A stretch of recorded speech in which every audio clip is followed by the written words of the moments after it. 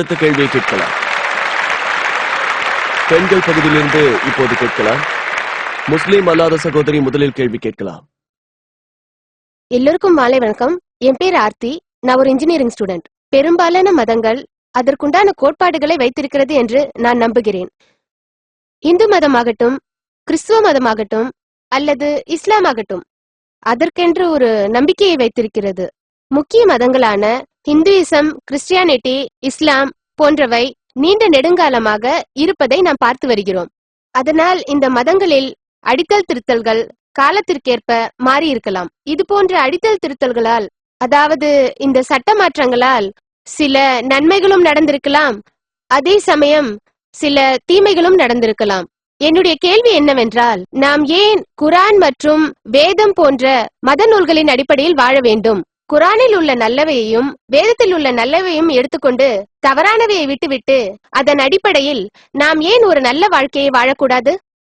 உதாரணத்திற்கு, குரான் என்ன சொல்கிறது, வேதம் என்ன சொல்கிறது என்பது எனக்கு முக்கியமில்லை. நான் நம்புவதெல்லாம் ஒருவனுக்கு ஒருத்திதான் இருக்க வேண்டும். ஒருவேளை இதற்கு மாறாக வேதத்திலோ குரானிலோ கருத்துக்கள் இருந்தால் அதை நான் ஏற்றுக்கொள்ள மாட்டேன். என்னை பொறுத்த வரைக்கும் பெரிய மதங்கள் தவறான கருத்துக்கள் சொன்னாலும் அதை நாம ஏற்றுக்கொள்ள வேண்டியதில்லை. அதுல இருக்கிற நல்லதை மட்டும் நாம எடுத்துக்கொள்ளணும்.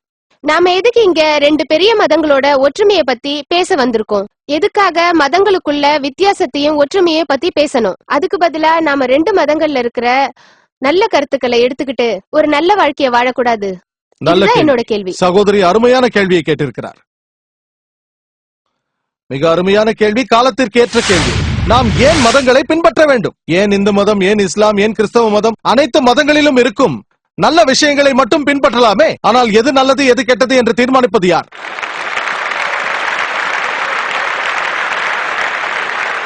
உதாரணத்திற்கு, அமெரிக்காவில் குட்டைப்பாவாடை அணிவது வழக்கம். மேற்கத்திய நாடு, அது நாகரிகம். அங்கு இருப்பவர்களுக்கு குட்டைப்பாவாடை அணிவது நாகரிகமாக தெரிகிறது. அதுவே இங்கு சென்னையில் ஒரு பெண் குட்டைப்பாவாடை அணிந்து கொண்டு சென்றால் அதை அநாகரிகம் என்பீர்கள். நீங்களும் தான் சகோதரி, நீங்களும் அப்படித்தான் சொல்வீர்கள். ஆகவே அமெரிக்காவில் நாகரிகமாக தெரிவது இங்கு அநாகரிகமாக தெரிகிறது. சில வருடங்களுக்கு முன்பு நான் அமெரிக்கா சென்ற பொழுது ஒருவர் என்னை பார்த்து, இந்திய பெண்கள் அநாகரிகமானவர்கள் என்றார். நான் அதிர்ச்சியாகி ஏன் என்றேன். ஏன் அப்படி சொன்னீர்கள் என்று கேட்டேன். புடவை கட்டும் பொழுது வயிற்று பகுதியை காட்டுகிறார்கள் என்று சொன்னார். ஆகவே அமெரிக்கர்களுக்கு வயிற்று பகுதியை காட்டுவது அநாகரிகமாக தெரிகிறது. ஆகவே யார் தீர்மானிப்பது? நீங்கள் சில முஸ்லிம் நாடுகளுக்கு சென்றால், அதாவது அரபு நாடுகளுக்கு, ஒரு பெண்ணை பார்ப்பதையோ கூர்ந்து கவனிப்பதையோ அநாகரிகம் என்பார்கள். இங்கு நாம் ஒரு பெண்ணை பார்க்கலாம், பேசலாம், தொடாமல் இருக்கும் வரை அநாகரிகம் இல்லை என்பார்கள். ஆகவே வரவேற்கும் பொழுது தொடாமலே வணக்கம் என்போம். மேற்கத்திய நாடுகளில் சாதாரணமாக கை குலுக்கிக் கொள்வார்கள். ஒரு ஆணும் பெண்ணும் கை குலுக்கிக் கொள்வது அங்கு நாகரிகமான ஒரு விஷயம். உடலில் வேறு எந்த பாகத்தையும் தொடாமல் கையை மட்டும் குலுக்கிக் கொண்டால் சில நாடுகளில் அது நாகரிகம். இன்னும் சில மேற்கத்திய நாடுகளில் ஒரு பெண்ணுக்கு உதட்டிலோ கன்னத்திலோ முத்தம் கொடுப்பது நாகரிகம். சில மேற்கத்திய நாடுகளில் ஒரு ஆணும் பெண்ணும் சேர்ந்து என்ன வேண்டுமானாலும் செய்யலாம். இருவரின் சம்மதத்தோடு நடந்தால் அது நாகரிகம். நீங்கள் சொல்லுங்கள், யார் தீர்மானிப்பது?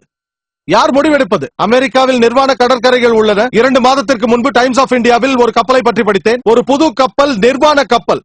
கப்பலில் இருக்கும் அனைவரும் நிர்வாணமாக இருப்பார்கள். அவர்களுக்கு அது நாகரிகம். யார் தீர்மானிப்பது? தீர்மானிக்க அதிகாரம் பெற்றவன் நம்மை படைத்தவன் மட்டும்தான். எது சரி எது தவறு என்பதை யார் தீர்மானிப்பது என்று கேட்கிறேன். யார் முடிவெடுப்பார்கள்?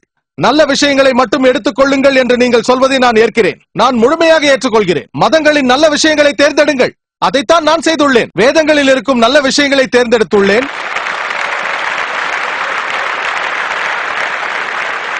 ஆனால் எனக்கு எது சிறந்ததாக இருக்கிறதோ அது உங்களுக்கு சிறந்ததாக இருக்காது. அதுதான் பிரச்சனை. நான் இந்த மேடையில் இருந்து சவால் விடுகிறேன். இங்கிருக்கும் அனைவரும்